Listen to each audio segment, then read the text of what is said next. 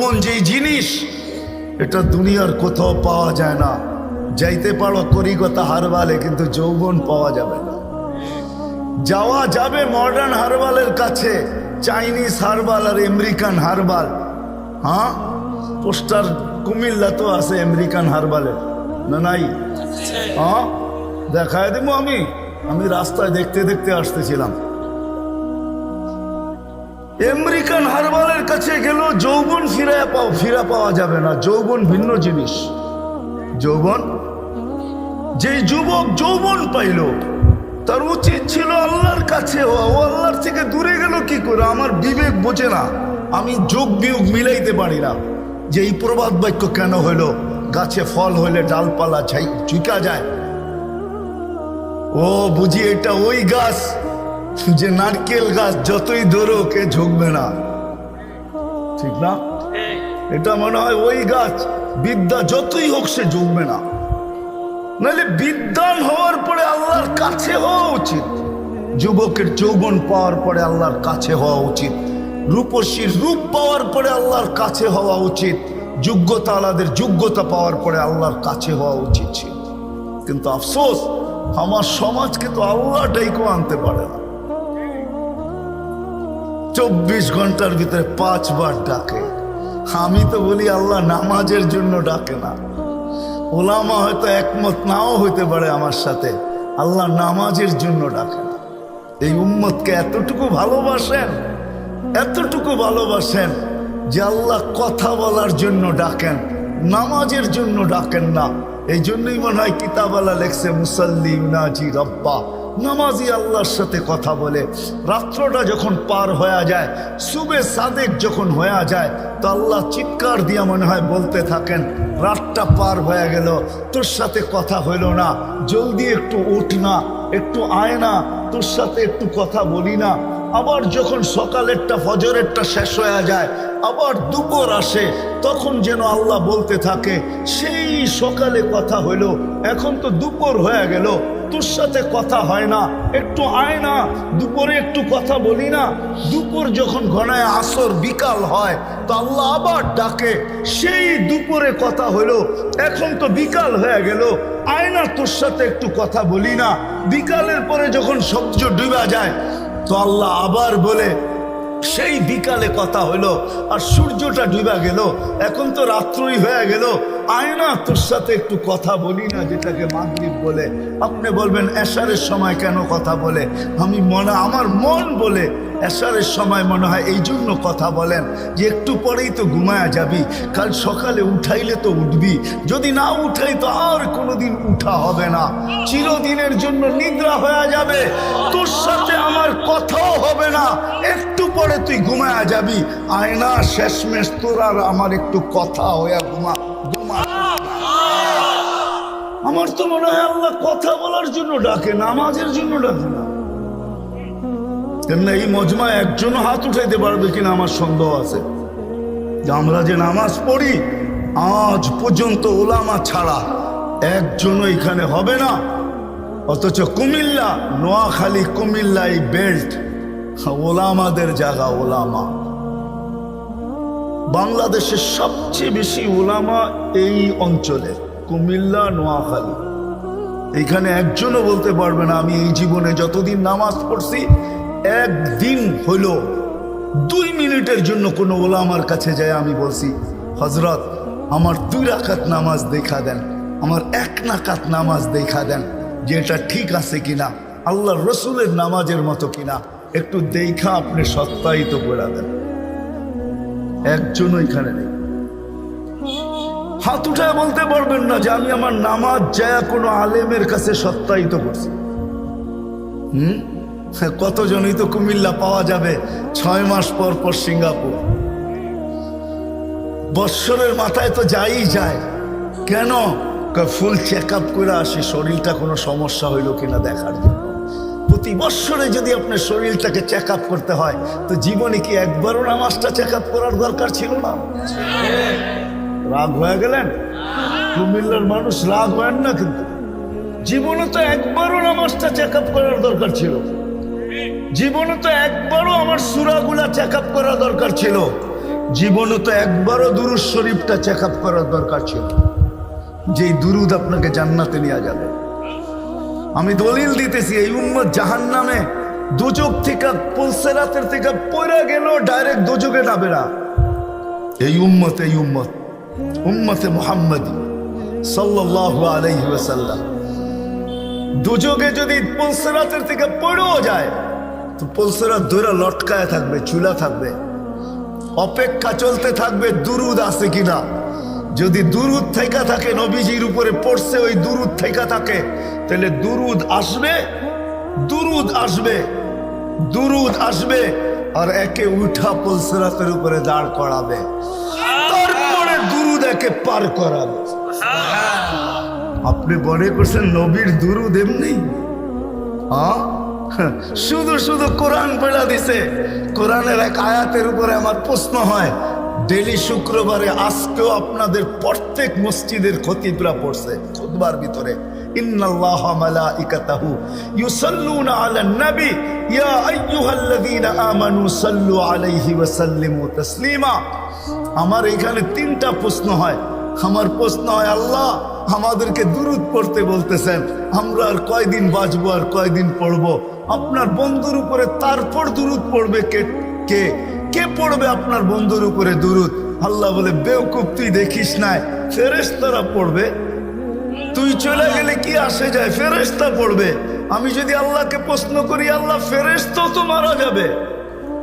কিতাবে তো পাই মালাকুল মউতকেও মৃত্যুর কোলে ঢোলা পড়তে হবে।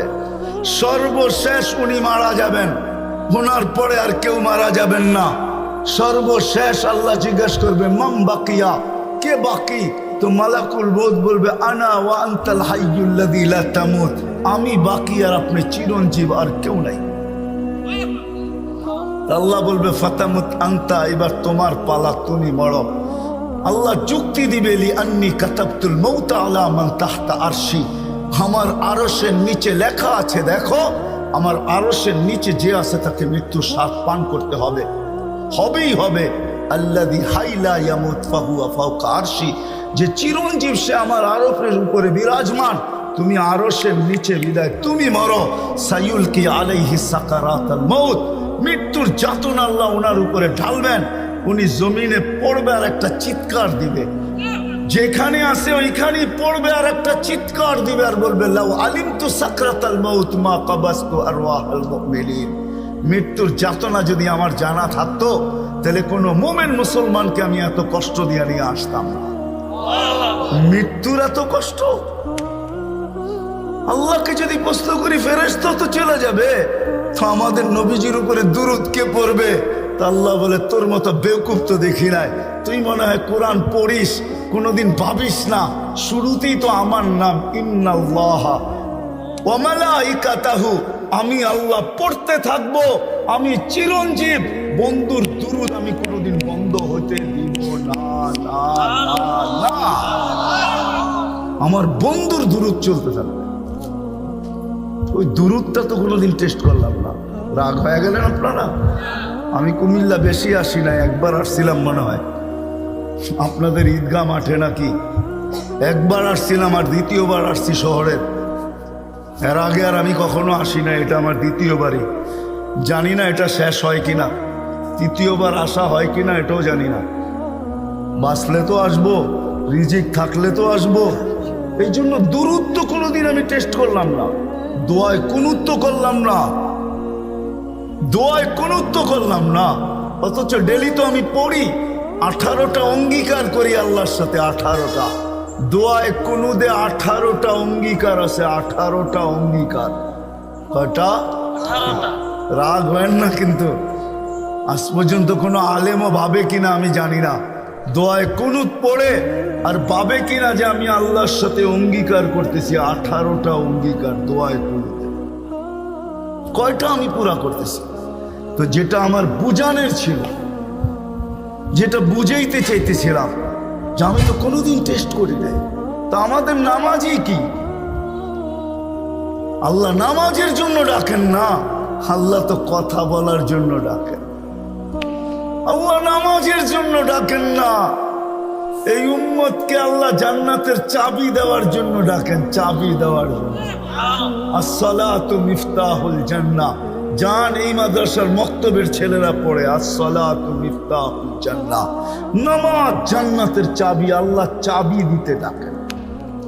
আল্লাহ নামাজের জন্য ডাকেন না, অঙ্গীকার পুরা করার জন্য ডাকেন। অঙ্গীকার অঙ্গীকার পুরা করার জন্য ডাকেন।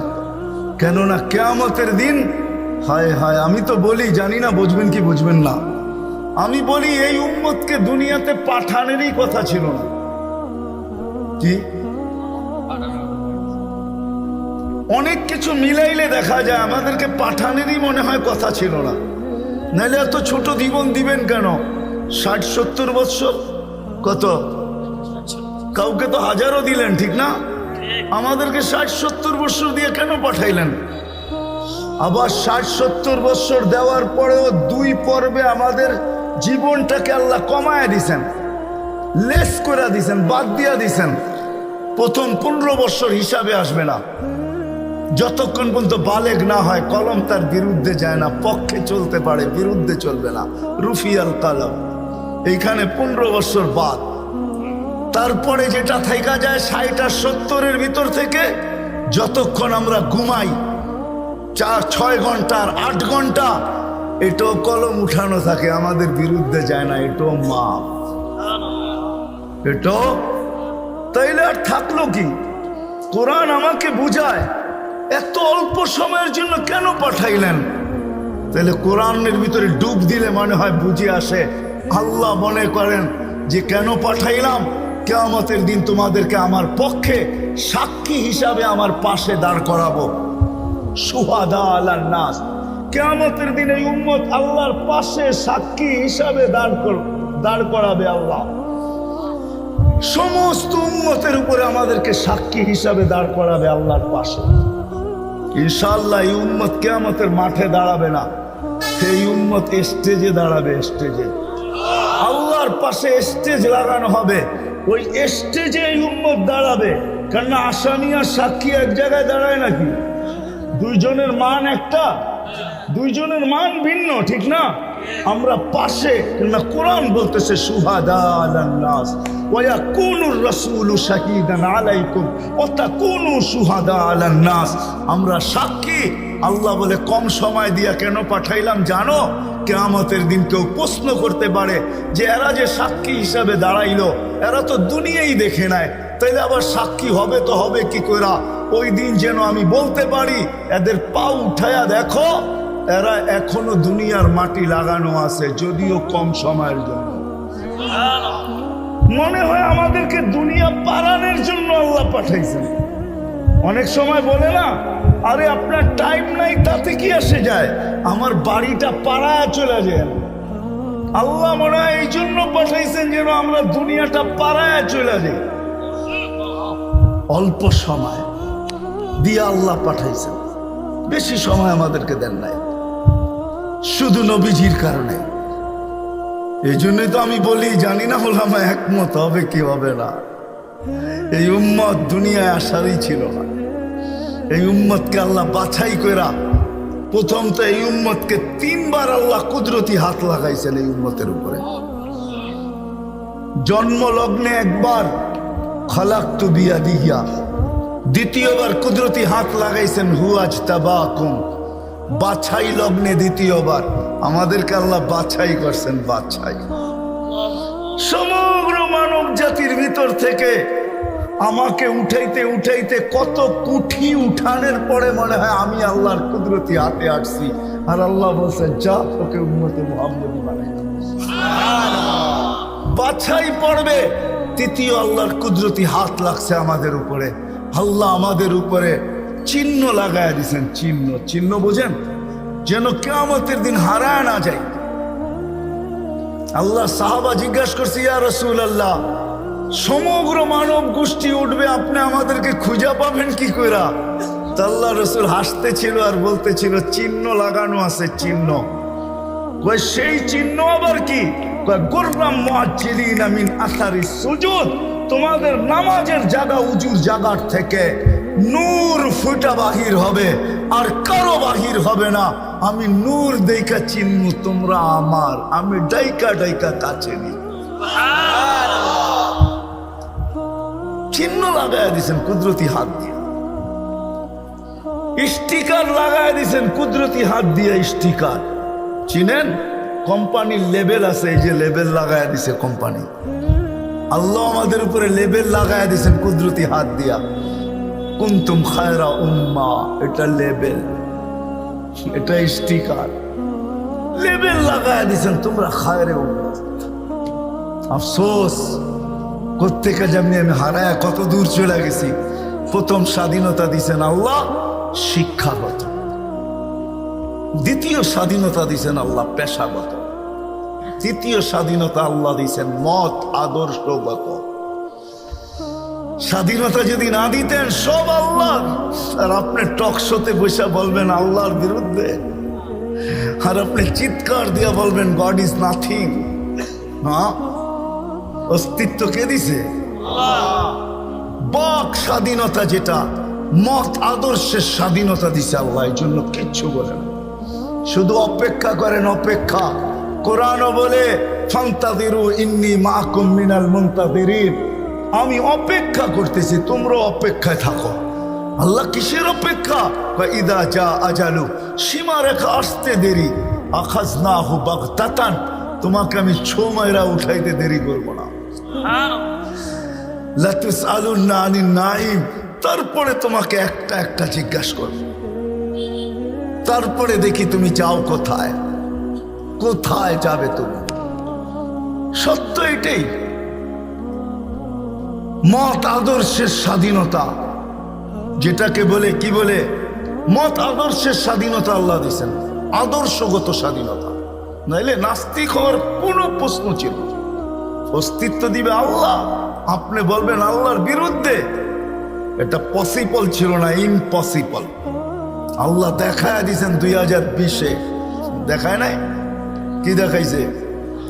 হ্যাঁ, সারা দুনিয়া, যেই দুনিয়া নিজেকে এত শিক্ষিত মনে করে, এত আপডেট মনে করে, এত এডুকেটেড মনে করে, এত উন্নত মনে করে, এত আধুনিক মনে করে, ওই পুরা দুনিয়াকে আল্লাহ লকডাউন লাগায় দিছে। আপনি বলেন আপনাকে মাস্ক পরায় নাই, আল্লাহ দুনিয়ারে মাস্ক পরায় দিছে। দুনিয়াকে, আপনাকে আমাকে পড়ায় নাই, দুনিয়াকে মাস্ক পরায় দিছে। আল্লাহ বলে আমি আল্লাহ, ইচ্ছা করলে যা খুশি তা করতে পারি। কি এখনো বহুত মানুষ মাস্ক পড়া করে, ঠিক না? হ্যাঁ, পড়ে না? কি কি ভয়ে পড়ে? করোনা এখনো আছে, ঠিক না? আপনারা বলবেন আমরা তো কুমিল্লার মানুষ, 2020-ও পড়ি না, ঠিক না? না পড়তে পারেন, কেননা টেলিভিশনে এত বড় বড় দেখছেন, আর ভাবছেন নাকের ছিদ্র তো এত বড় না, এটা যাবে তো যাবে কোন দিক দিয়ে, ঠিক না? এখন যদি প্রশ্ন উঠায় মুখ দিয়া যাবে, কয় সারাদিনই তো পান খাই, বিড়ি খাই, সিগারেট খাই, এটা সেটা খাইতে থাকি, মুখ দিয়া যাবে তো যাবে কোন দিক দিয়া, ঠিক না?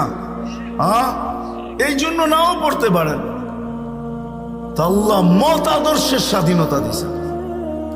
চতুর্থ স্বাধীনতা দিছেন সোসাইটিগত, সমর্থ থাকলে দুনিয়ার যেই কোথাও বাস করতে পারে।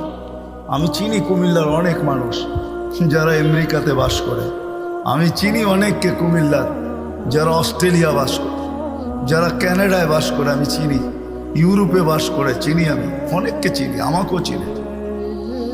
সমর্থ আছে, দুনিয়ার যে কোথাও বাস করতে পারে।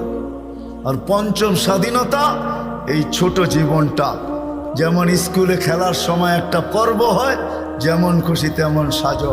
আল্লাহ বলে এই ছোট জীবনটায় তুমি যেমন খুশি তেমন সাজতে পারো, তোমাকে কিচ্ছু বলবো না। স্বাধীনতা দিলাম, নাইলে কোনোদিন সম্ভব ছিল না। তো কথা ওইখান থেকেই বাহির হয়ে গেছে।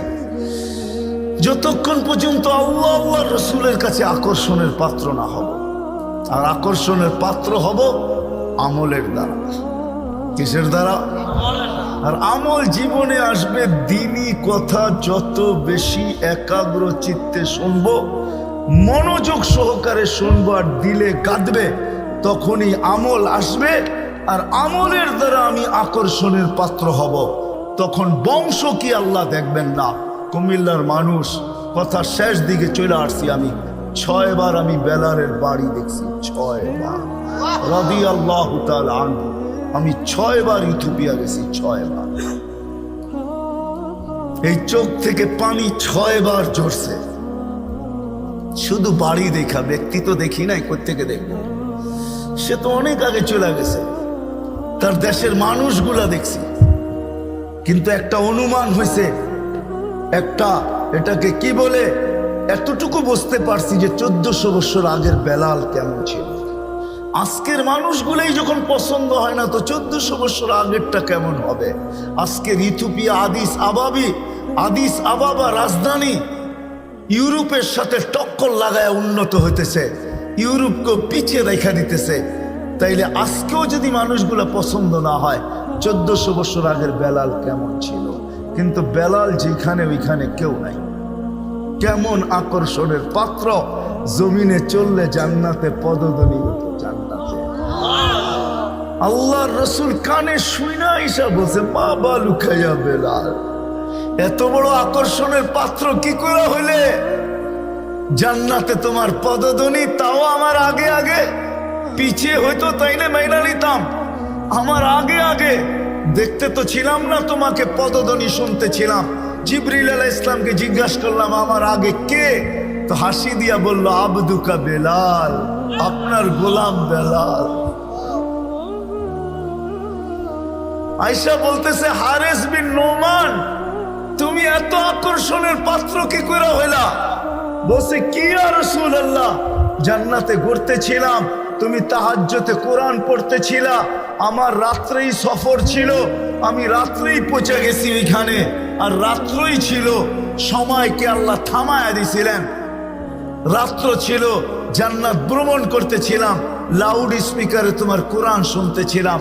জিজ্ঞাসা করলাম, হারেস এইখানে আসলো কি কইরা? তো জিবরিল আলাইহিস সালাম হাইসা বললেন, ডেলি রাত্রে পড়ে আর আমরা শুনি।